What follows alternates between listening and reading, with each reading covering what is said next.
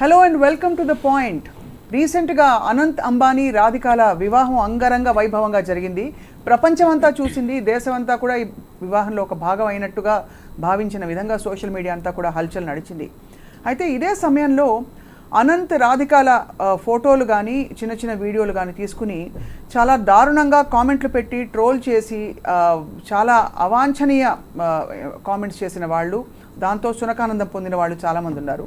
బహుశా చాలామందికి తెలియని విషయం, అనంత్ అంబానీకి చాలా కాలంగా ఒక దీర్ఘకాలిక లంగ్ రిలేటెడ్ వ్యాధి ఉంది. అంటే ఇటువంటి పరిస్థితుల్లో ఒక విషయం మనందరం గుర్తుపెట్టుకోవాలి, ఆరోగ్యానికి మించిన ఆస్తి లేదని. అలాగే ఆరోగ్య పరిస్థితుల వల్ల కూడా ఒక్కొక్కసారి స్థూలకాయం వస్తూ ఉంటుంది.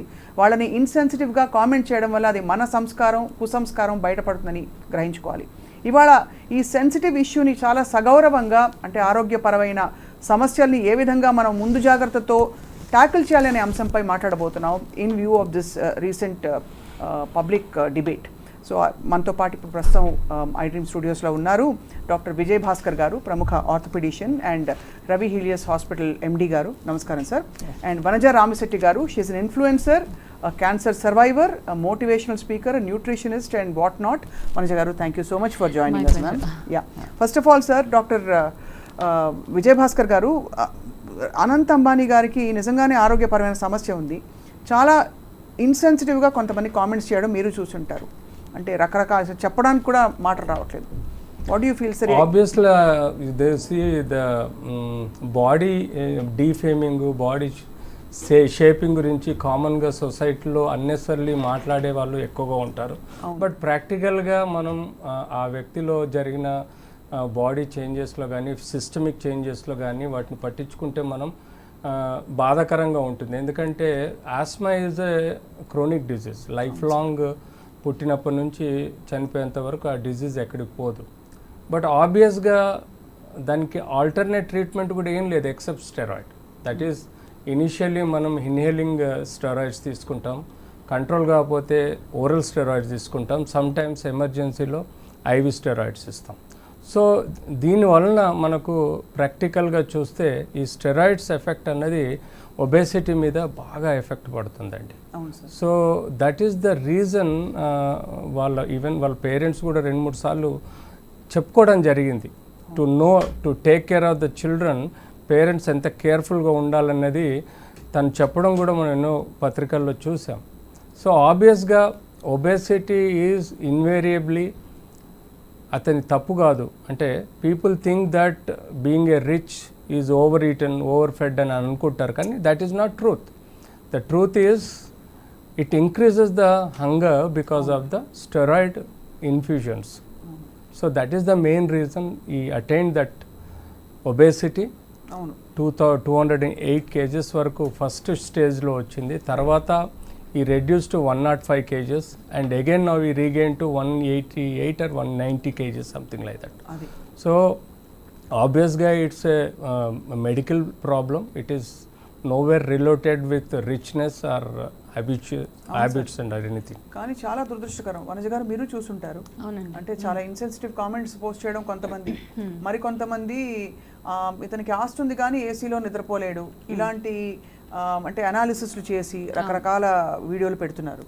కానీ ఫ్రాంక్లీ స్పీకింగ్ అతని కండిషన్, ఇన్ఫాక్ట్ పెళ్లికి ముందు కష్టపడి ఎన్నో కిలోలు తగ్గారు అని చెప్పి కూడా విన్నాము. ఆల్మోస్ట్ 100 kgs వరకు తగ్గాడు అతను. అవును, తగ్గి, బట్ స్టిల్ ఏంటంటే ఇప్పుడు ఈ కామెంట్స్, అంటే ద సేయింగ్ ఆల్వేస్ గోస్ నా, health is wealth, wealth can never by health. అది ఆల్రెడీ ఉంది. సో అట్లీస్ట్ అంటే ఇక్కడ మనము ఎవరిని చిన్నపుచ్చకుండా మామూలుగా చెప్పేది ఏంటంటే at least focus on your health. Basically when you have options to take care of your health, please do take care of your health. So ఇట్లాంటి కామెంట్స్ ఇవన్నీ ఏంటంటే ఇంకా ఇప్పుడు మనం అంటున్నాం, తను నార్మల్గా what I believe in is, మనం ఒకవేళ mentally if you are strong, any disease you can fight అన్న థియరీ ఇస్ మైన్ బేసికలీ. అవును. సో ఈ కామెంట్స్ వీటి వల్ల all of us think just because he has money he will not bother about the comments which we're making అనే ఒక నొచ్చుకుంటారు కదా. Of course అండి, తెలియకుండానే, బికాస్ ఎంత మెడికేషన్ వాడినా, ఎంత స్టెరాయిడ్స్ వాడినా, ఏం వాడినా when you don't get that support from the external environment నుంచి, బయట నుంచి పిచ్చి కామెంట్లు అలా చేసినప్పుడు యూ డెఫినెట్లీ ఫీల్ దట్ నేను ఐఎమ్ ఏ అన్ఫిట్ అట్లాంటి ఫీలింగ్ ఆబ్వియస్గా హీ సో టార్గెటెడ్ కదా. సో మీరు అన్నట్టుగా అట్లాంటి కామెంట్స్ చేసి what satisfaction they are gaining అన్నది is a question they are. Right. కానీ డాక్టర్ విజయభాస్కర్ గారు, ఆస్మా ఇంత క్రానిక్ కండిషన్లో అంత స్టెరాయిడ్స్ తీసుకుని అంటే ఎంతకాలం స్టెరాయిడ్స్ తీసుకుంటే వెయిట్ అలా పెరుగుతుంది సార్? అబ్సల్యూట్లీ. యాక్చువల్లీ స్టెరాయిడ్ ఎందుకు అంటే ద ల్యూమన్ ఏదైతే ఎయిర్ బ్రీదింగ్ ల్యూమన్ ఉంటుందో ఇట్ విల్ కనెక్టెడ్ టు అల్విలై, గాలి బుడగలు అన్న అల్విలై ఉంటుందండి. ఆ బుడగల దగ్గర మనకు ఆక్సిజన్, కార్బన్ డైఆక్సైడ్ బ్లడ్ రూపంలో ఎక్స్చేంజ్ అవుతుంది. అవును. సో అక్కడి నుంచి మనం గొంతు వరకు ఏదైతే ట్రెక్యా ఉందో ఆ ట్రెక్యాలో ఈ ఆస్మాలో స్పెసిఫిక్గా స్పాజమ్స్ డెవలప్ అవుతాయి. స్పాజమ్ బికాస్ ఆఫ్ నంజు అనుకోండి, లేదు there is some mucus liquid which surrounds it and which constricts the lumen. When it constricts, you feel suffocated. It's like asphyxiated. So that is called a bronchial asthma. So ee asthma ki none other than steroid, which is a strong anti-inflammatory, which reduces the edema. అంటే ఆ వాపు ఏదైతే ఉందో, ఆ నంజు ఏదైతే ఉందో అది తగ్గించడానికి స్టెరాయిడ్ ఒక్కటే పనిచేస్తుంది, కార్టికోస్టెరాయిడ్ ఒకటే పనిచేస్తుంది. Other than that no other medicine will help you. So ఆబ్వియస్గా మనం ఇనిషియల్గా ఇన్హెల్డ్ లైక్ బ్యూటోకాట్ కానీ we give with inhalation. So అది లోకల్గా పనిచేస్తుంది. But sometimes tissue edema ఉన్నప్పుడు ఈ లోకల్ ఎడిమాని తగ్గించే ఆస్కారం ఉండదు. సో టిష్యూ ఎడిమా తగ్గించడానికి compulsory systemic tablets, oral tablets ఇవ్వాల్సిన అవసరం ఉంటుంది. So then it starts its effect on the generalized body. అంటే బాడీ వెయిట్ అంతా ఇట్స్ ఎడిమా, ఆ ఎడిమా అంతా బాడీ అంతా పెరిగిపోతూ ఉంటుంది. సో ఈ ఎడిమా సార్ స్టెరాయిడ్స్ వాడకం మానేస్తే మళ్ళీ తగ్గుతుందా? ఆబ్వియస్గా but it's a cycle, you know. Because of the bronchial asthma edema increases, steroids uses, edema comes down, again the cycle, bronchial asthma increases. So this is the vicious cycle, every day goes on. So invariably day and night he has to use steroid. One. Second thing, AC రూమ్లో పడుకోలేడు, even AC on చేసుకొని కూడా కూర్చోలేడు. ఎందుకంటే that cold effect will increase the oedema in the trachea. So that causes little, తెలుగులో చెప్పండి sir. అదంటే దాని ఏమవుతుందంటే shortness of breathing వస్తుంది. ఆ షార్ట్నెస్ ఆఫ్ బ్రీదింగ్ తీసుకోక అవస్థ, కొంచెం ముసపోయడము, గట్టిగా గాలి పీల్చుకోవడం లాంటి సమస్యలు ఏర్పడతాయి. అందుకనే they avoid the AC rooms. So ఇలాంటి విషయాలలో compulsory they need to use the steroid throughout the life. So ఏమవుతుందంటే గ్రాడ్యువల్గా వెయిట్ ఇంక్రీజ్ అవుతుంది. ఒక స్టేజ్లో వీళ్ళు ఏం చేస్తారు, అంబానీ టేక్ ఎన్ ఎగ్జాంపుల్, ఈ steroid is level best to control the weight by doing lot of మేజర్గా న్యూట్రిషనల్ సపోర్ట్ తీసుకున్నాడు. స్టెరాయిడ్ డోస్ తక్కువ చేసుకొని న్యూట్రిషనల్ సపోర్ట్ అంటే హై ప్రోటీన్ డైట్, లో కార్బోహైడ్రేట్, లో ఫ్యాట్ డైట్ తీసుకొని విగ్రస్గా ఎక్సర్సైజెస్, మెడిటేషన్, యోగా ఇవన్నీ చేసి అబ్సల్యూట్ 105 kgs వరకు తగ్గిపోయాడు. కానీ invariably because of asthma again he has to use the steroids and then that increase the hunger and then parallel he started developing again this complication. ఇది అంటే frankly speaking Vanaja గారు చాలా complex situation. Of course ఇది వ్యక్తిగత విషయం, వాళ్ళ కుటుంబానికి సంబంధించిన విషయం. కానీ ఇటువంటి కాంప్లెక్స్ ఇల్నెసెస్ ఉన్నప్పుడు ఆబ్వియస్లీ అండ్ అది ఏ స్టేజ్లో అయినా రావచ్చు, ఫ్యామిలీ సపోర్ట్ చాలా అవసరం. అలాగా చుట్టూ ఉండే వాళ్ళు కూడా కామెంట్లు చేయకుండా ఉండడం చాలా అవసరం. మరి ఇటువంటి ఒక క్రానిక్ కండిషన్ పెట్టుకుని how will the road ahead be అనే ఒక ప్రశ్న కూడా చర్చనీయాంశం అవుతుంది. అంటే వాళ్ళ కుటుంబానికి కావచ్చు, కొత్తగా పెళ్లి చేసుకున్న భార్యకి కావచ్చు. సో ఇది ఏ విధంగా దీన్ని అడ్రస్ చేయొచ్చు మనం? అంటే ఇప్పుడు వాళ్ళ ఫ్యామిలీని చూస్తే మనం చూసిన విజువల్స్ కానీ, మ్యారేజ్ అప్పుడు వచ్చిన వీడియోస్ ఇవన్నీ, they all are in a happy space. Okay, ఎక్కడో ఒక మీడియా ఇంటర్వ్యూలో చెప్పారు, బికాస్ మా అబ్బాయికి ఇలాంటి ప్రాబ్లం ఉంది, కానీ స్టిల్ మాకు వీఆర్ ఏబుల్ టు డూ, అంటే దేవుడి దయ వల్ల వాళ్ళు ఏమేమైతే చేయాలో అవన్నీ వాళ్ళు చేయగలుగుతున్నారు అక్కడ.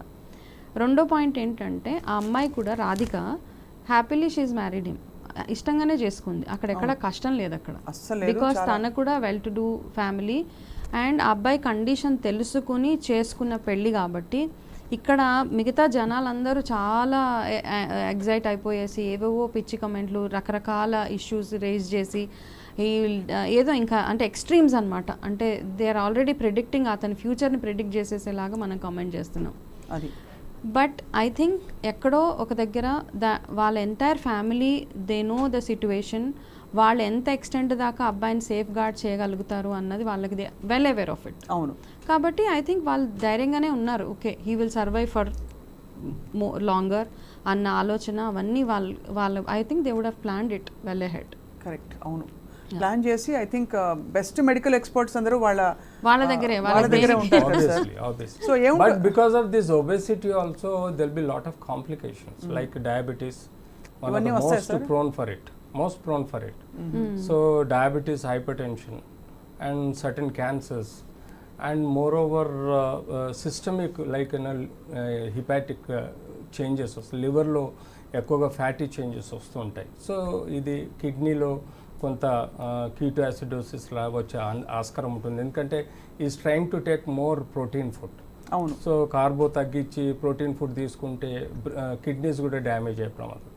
సో ఈ మల్టిపుల్ రీజన్స్ ఉంటాయి కాబట్టి obviously they are rich well off కాబట్టి ఆ పారామీటర్స్ అన్ని రెగ్యులర్గా చెక్ చేసుకుంటూ కేర్ తీసుకుంటారు. But anyway obviously you should be very careful regarding the obesity concern, multiple complications. అదే కొంచెం తెలుగులో చెప్పరా సార్? అంటే మనం ఈ స్థూలకాయంలో మనకు వచ్చే కాంప్లికేషన్స్ బీపీ షుగర్లు ఉంటాయి కదా, ఇవన్నీ రాకుండా మనం ఈ ఏజ్లో నుంచి తప్పకుండా మేనేజ్ చేయగలిగితే ఫ్యూచర్లో వచ్చే కాంప్లికేషన్స్ని అవాయిడ్ చేయవచ్చు. సార్ మెడికల్ మేనేజ్మెంట్లో ఇప్పుడు ఇతనికి పరిస్థితి చూస్తే కూడా ముందు మరి ఎలాంటి ఆప్షన్స్ ఉంటాయి అదర్ దెన్ ఆప్షన్స్ అంటే లో స్టెరాయిడ్ ఆస్మా ట్రీట్మెంట్ అండి ఒకటి.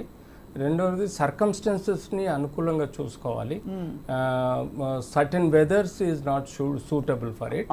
అండ్ ద న్యూట్రిషన్ చాలా కేర్ఫుల్గా తీసుకోవాలి. ప్లస్ యోగా, మెడిటేషన్, ప్రాణాయామం లాంటివి కానీ చాలా ఇంపార్టెంట్. ప్రాణాయామం చేయొచ్చా sir?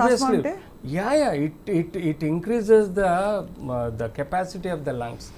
And not only that what ever spasms ఉంటాయి ఆ స్పాజమ్స్ కూడా రిలీజ్ అవుతాయి. ఇప్పుడు రియాక్టివ్ ఎయిర్వేస్ కాబట్టి ఈ ఎయిర్వేస్ కి రియాక్టివిటీ తగ్గాలంటే ఏం చేయొచ్చు? స్టెరాయిడ్స్ కాకుండా ఏం చేయలేం. There is no only the pranayama one of the best exercise where it relieves the spasm. ఏదైతే ఎడిమా కానీ లేకపోతే మనం తెలుగులో నంజు అనుకుంటాం, ఆ నంజు లాంటిది ఏదైనా అక్యుములేట్ అయితే ట్రెక్యాలో కానీ ఎక్కడైనా ఈ ప్రాణాయామం అన్నది ఎగ్జేల్ అవుతుంది.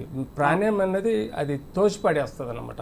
అప్పుడు there is the one chance of reducing the steroid కూడా, స్టెరాయిడ్ తగ్గించే ఆస్కారం కూడా ఉంటుంది.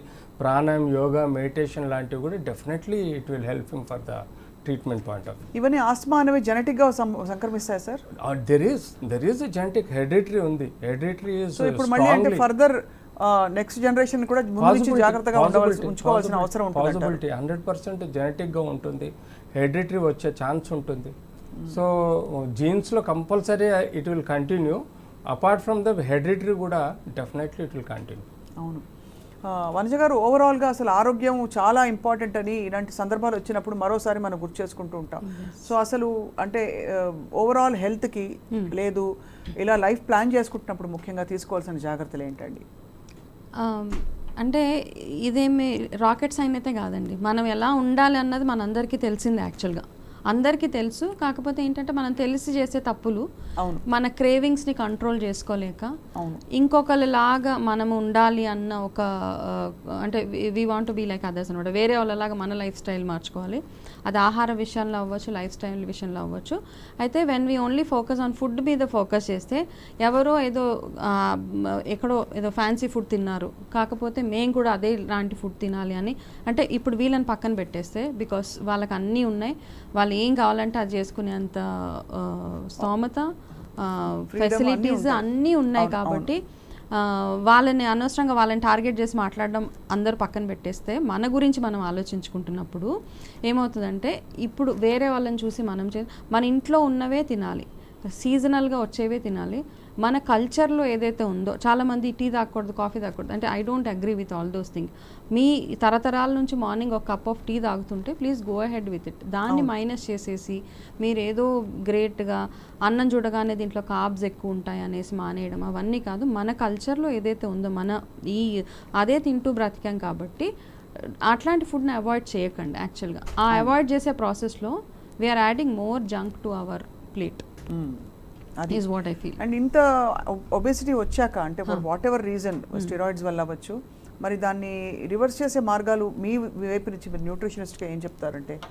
అంటే ఇప్పుడు చాలా మందికి థైరాయిడ్ వల్ల ఒబేసిటీ వస్తుంది, అవునండి, అది అంటే అన్కంట్రోల్డ్ వెయిట్ గెయిన్, దాన్ని ఇంకా మళ్ళీ తగ్గించుకోలేరు. అవునవును. సో అలాగా ఇలాంటి పరిస్థితుల్లో ఏం చేయొచ్చు అంటారు వనజ గారు? అంటే ఇట్లాంటి కేసెస్లో ఒక రియలిస్టిక్గా ఉండడం చాలా అవసరం అండి. ఇంత ఏదో ఒక మనిషి ఒక 10 kgs 15 kgs ఫర్ ఎగ్జాంపుల్ ఆడవాళ్ళల్లో చూస్తే ప్రెగ్నెన్సీ డెలివరీ తర్వాత ఒక 15 kgs పెరుగుతారు. అట్లాంటి వాళ్ళకి చాలా ఇది ఉంటుంది, నేను వెయిట్ తగ్గిపోవాలనేసి. సో వాళ్ళు వెయిట్ పెరగడానికి ఎంత టైం అయితే పట్టిందో అట్లీస్ట్ 2 years పట్టు ఉంటుంది, అంత టైం ఇవ్వలేకపోతున్నారు వాళ్ళు. ఆ రివర్స్ దాంట్లో 2 monthsలో 3 monthsలో తగ్గిపోవాలి. ఆ 2-3 months తగ్గిపోయే ప్రాసెస్లో low calorie diet, complete low calorie, ఎంత 800 calorie డైట్ తీసుకునే చాలామంది అలా ఉన్నారు ఇప్పుడు. 800 calorie తినే ప్రాసెస్లో వాళ్ళకి కిడ్నీ రిలేటెడ్ ప్రాబ్లమ్స్ కానివ్వండి, రకరకాల హార్మోనల్ ఇంబ్యాలెన్సెస్ అవి అవుతున్నాయి. సో ఇంత వెయిట్ ఉన్నప్పుడు రియలిస్టిక్గా ఉండడం అయితే ఈ కేసులో అదర్ దెన్ లైపోసెక్షన్సో లేకపోతే ఇంకొక సర్జరీస్ తప్పించి మామూలుగా వెయిట్ తగ్గడం అనేది ఇట్ ఈస్ ఇంపాసిబుల్. ఒక 50 to 100 kgs which is already అతను ఆల్రెడీ చేశారు. అక్కడ వరకు I think it is realistic.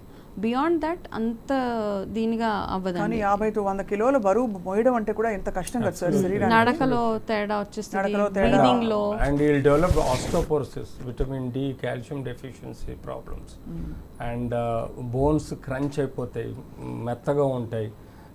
చిన్న ట్రివియల్ ఇంజరీస్ కూడా మేజర్ బోన్ ఫ్రాక్చర్స్ అవుతూ ఉంటాయి. సో ఇలాంటి ఇష్యూస్. సో బేసిక్గా లైన్ ఆఫ్ ట్రీట్మెంటే కాదు, ఫ్యామిలీ సపోర్ట్ చాలా అవసరం, అందులో వైఫ్ సపోర్ట్ చాలా అవసరం అండి. ఎందుకంటే మిడ్ నైట్లో సడన్గా చోక్ అవుతారు, చోక్ అవగానే they feel like die, and ఆ లెవెల్లో వాళ్ళని రెస్పిరేటరీ డిస్ట్రెస్లో పోతారు.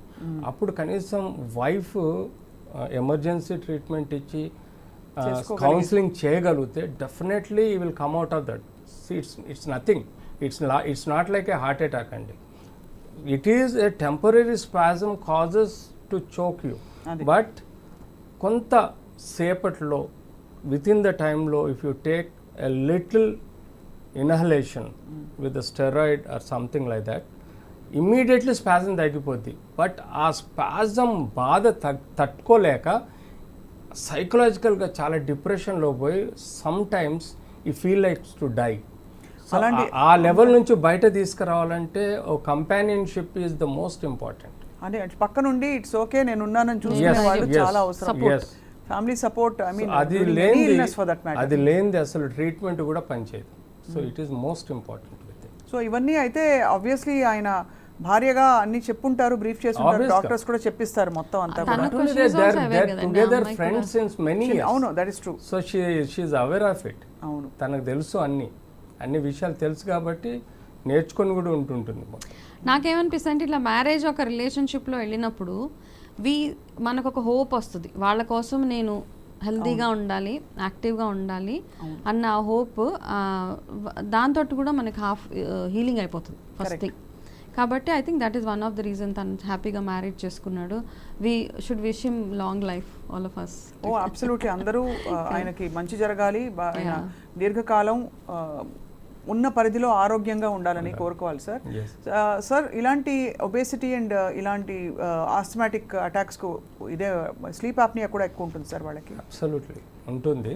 దానికి రెగ్యులర్గా సపోర్టివ్, అంటే మనం night oxygen, minimal oxygen with air కంప్రెషర్తో ప్రెషర్ ఇస్తుంటే ఈ స్లీప్ యాప్నియాలో కానీ లేకపోతే ఎక్కువగా మనము గురక పెట్టడం అంటాం చూడండి, అది స్నోరింగ్, అది తగ్గించడానికి కోసం డెఫినెట్లీ హెల్ప్ చేస్తుంది. So that the partner lies beside him feels comfortable.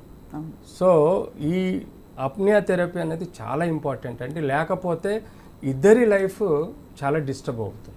కానీ ఇద్దరు ఫ్రెండ్స్గా చాలా పాజిటివ్ నోట్ మీద ఇద్దరు కలిసి ఒక బ్యూటిఫుల్ లైఫ్ని బిగిన్ చేశారు కాబట్టి that is there. But life long వాడే మెడిసిన్స్తో పాటు నైట్ టైం ప్రాపర్ స్లీప్ ఇద్దరికి లేకపోతే ఇట్ డిస్టర్బ్ దేర్ లైఫ్. అవును. సో అప్నియా, స్లీప్ అప్నియా కోసం వాడుకోవాల్సిన కేరింగ్ ఏదైతే ఈ need support throughout the night, that should be given. Probably is using now, we don't know, but that is really helps for both of them. Right. ఓవరాల్గా sir, obesity అనేది చాలా రకాల కారణాల వల్ల వస్తుంది. ఈ బాడీ షేమింగ్ అనేది ఒక చాలా పెద్ద ఒక స్టిగ్మా అయిపోయింది మనకి సొసైటీలో. ఎవరికి ఇష్టం వచ్చినట్టు కామెంట్లు నోటికి వచ్చినట్టు పెట్టేస్తారు, వాళ్ళకి ఏం జరిగింది, ఎందుకు అలా అయింది అని తెలుసుకోకుండా. దానికి ఏంటి సార్ పరిష్కారం ఏంటంటారు? పరిష్కారం రియలైజేషన్ అండి. ఫ్యామిలీ హిస్టరీ ఒకటి ముందు తెలుసుకోవాలండి. జీన్స్, హెరిడిటరీ ఎలా ఉంది, వాళ్ళ హార్మోన్ లెవెల్స్ ఎలా ఉన్నాయి, థైరాయిడ్ హిస్టరీ కానీ, లేకపోతే వాళ్ళ న్యూట్రిషన్ హ్యాబిట్స్ ఎలా ఉన్నాయి. అవేర్నెస్ స్కూల్ సిలబస్లోనే మనం క్రియేట్ చేయాలి.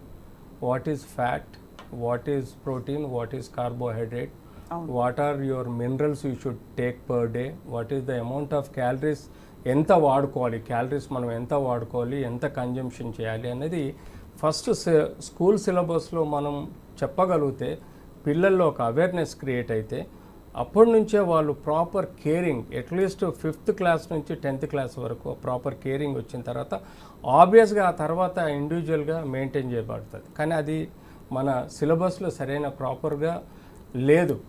సో అదొకటి అవుతే junk food, day to day habits, sedentary life, almost labour work అంతా మానేశారు ఈ మధ్యకాలంలో. ఎక్కువగా అఫీషియల్ వర్క్, డెస్క్టాప్ వర్క్స్ ఎక్కువైపోయినాయి.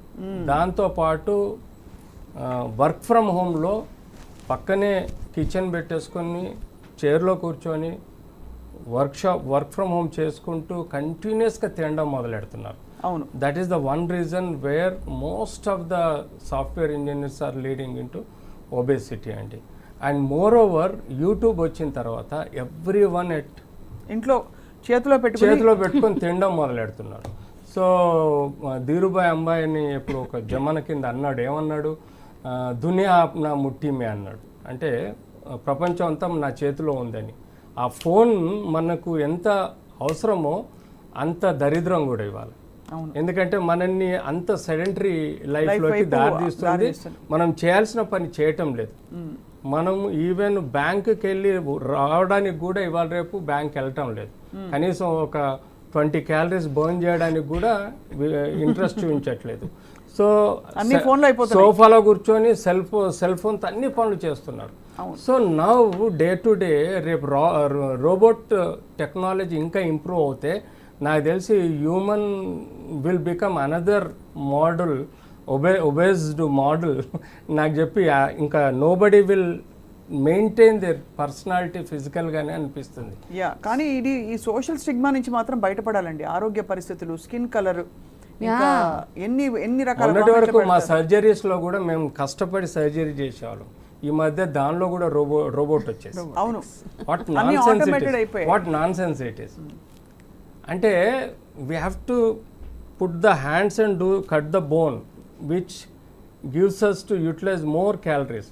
బట్ ఇప్పుడు రోబోట్ వచ్చిందట, it is doing very easily. అవును. We are not doing anything, we are just adjusting the robot activities and it is cutting the bone.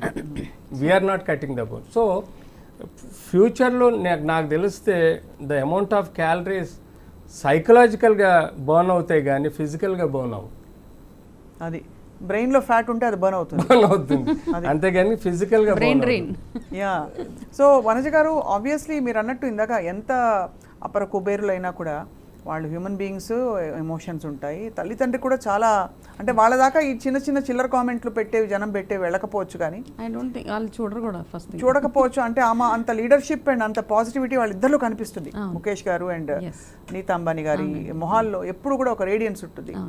So what do you feel అండి, ఇప్పుడు ఇలాంటి సమస్యలతో బాధపడుతున్న వాళ్ళు, వాళ్ళ సోషల్ సర్కిల్స్లో if they face stigma, what is your best advice? మనని మనం ఎలా నమ్ము చేసుకోవాలంటారు? ఫస్ట్ థింగ్ ఏంటంటే ఇప్పుడు చాలా మందికి ఏంటంటే నేను చిన్న ఎగ్జాంపుల్ చెప్తాను. ఒక ఫోటో గ్రూప్ ఫోటో దిగాలి అంటే గ్రూప్ ఫోటోలో దిగడానికి చాలా ప్రిపరేషన్ చేసుకుంటాం మనం. నిజంగా ఒక ఒబెసిటీ ఉన్నోళ్ళు ఒకళ్ళ వెనకాల వెళ్ళి దాక్కుంటారు, పొట్టు ఉన్నోళ్ళు they want cover their tummy.